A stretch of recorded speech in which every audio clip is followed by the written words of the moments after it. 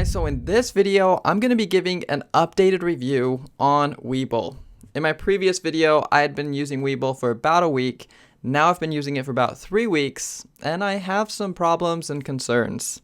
And actually, by the end of this video, you're going to know why I am going to be switching back to Tradestation as my main platform and main broker for day trading. So my last video felt like a lot more pros. This one has a lot more cons. So let me show you some of those. Okay, the first thing that I want to show you are the options. So let's go over here to the options tab. So this is my customized options page. And in the other videos, I showed that this options chain was actually updating faster than Tastyworks was. Since then, I've tested it out a few more times and it still does most of the time, but sometimes when things get volatile, it actually struggles a little bit.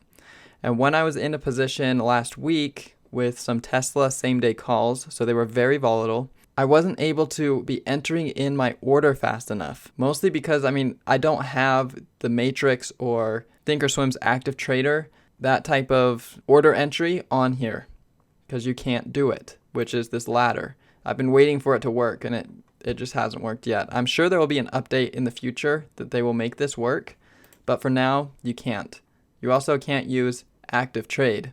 So I can't use these buttons to get in and out using options. I'm not blaming the platform for me taking a loss on this scalp, but I don't think I would have made a loss on this position had I been more comfortable with the order entries, which is why I always recommend to know your platform before you start trading. Once you're in a position, things change and you have to know your platform. And I felt like I just wasn't comfortable enough yet, but I don't feel like I ever will be. So I don't think I'll be doing option scalping on Webull. But I do have to say the fills seemed like they were happening pretty quickly. It was kind of getting glitchy a little bit with how volatile the option contract was that I was in. But when I'm talking about stocks, I've only had it freeze up on me once, I think, out of like hundreds of trades, probably 300, 500, 800 trades. But I've only had it freeze up on me once. So I'd say it's pretty reliable for stock trading. And I really like being able to just click on the level 2 to enter a position. The biggest reason for me for leaving Webull now is shorting. So you can short a lot of stocks, but a lot of them you can't. So first off, the amount of stocks that you can short. So this is how you can tell if you can short it. It's this little icon up here in the quotes window. So SPY is shortable. Now the next thing it tells you is that it takes 200% maintenance requirement. That's telling you you have to put up 200% to short it. So in order to buy this stock, it would cost me $387, right? For one share. In order to short it, it's going to cost twice that. So it's going to cost me over $700. So not only does it cost twice as much to short it, but you can't use margin. And I'll show you the calculations on how much this would cost to short because of that. But I also want to show you what's shortable. So yesterday I was shorting Groupon and now it's hard to borrow. Yesterday I could actually short it. I don't know why it's hard to borrow today, but if I compare this to Tradestation, Groupon's in there. So Groupon is currently on the easy to borrow list. Another one, Target. These are big names that should be able to be shorted. Let's check out Target. Target, easy to borrow list. Groupon, hard to borrow. Even something like Target. If that symbol isn't here, it's not shortable. So it's not shortable at all. Not even hard to borrow, it's just not shortable. Now let me show you the cost of shorting now. So let's just enter a position and I'll show you. So first off, I'll hit sell at ask. Okay, so this is going to cost me, so it says, $387.60. This is SPY and I'm shorting one share. We're going to hit sell. That position filled basically immediately. So we're in the position now. Now let's go to my account and look at the margin maintenance it's taking. This is the only position that I have in this account right now. So it's costing me $775. That's 2 times the price of the stock, right?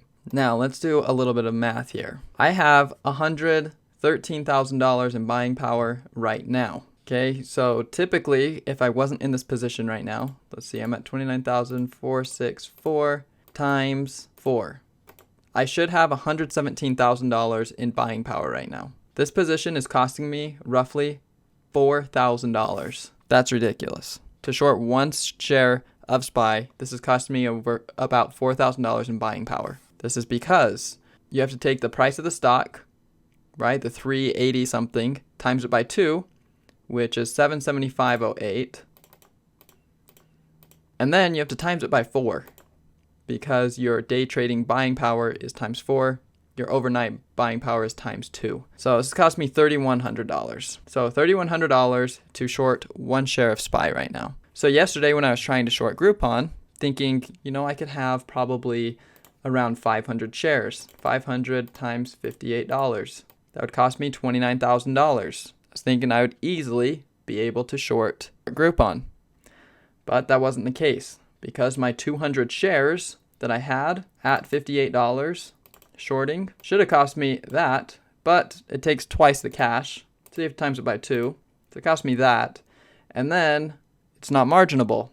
So it takes times 4 that. So it cost me $92,000 to short 200 shares. So when I was shorting it, trying to add, because I wanted up to around 500, it wouldn't let me. And I'm not blaming the broker or the platform because I should have known that it was going to cost that much. And I should have done my research and known how much buying power is required when I short. I'm not blaming them because, they do disclose it here on their quotes bar right here, but I just happened to not see it. I didn't click on it. I didn't look. So I was thinking, well, maybe it's just a problem with my account. Maybe I need to have a upgraded account where they can trust me and have a better short list, or at least be able to use margin on the shorting. So I called them and I got the automated voice system that told me that things were busy and so you should be messaging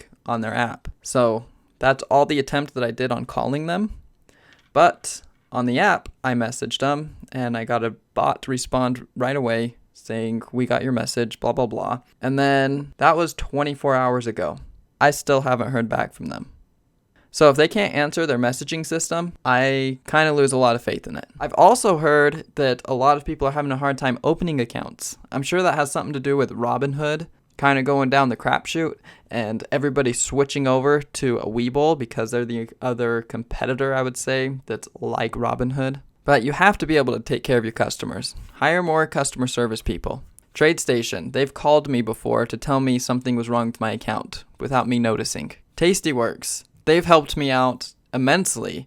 Actually, one time their platform went down on me, and I guess it was down for a lot of people. I tried to enter a position. It said I never got filled, so I walked away and canceled that order. Came back.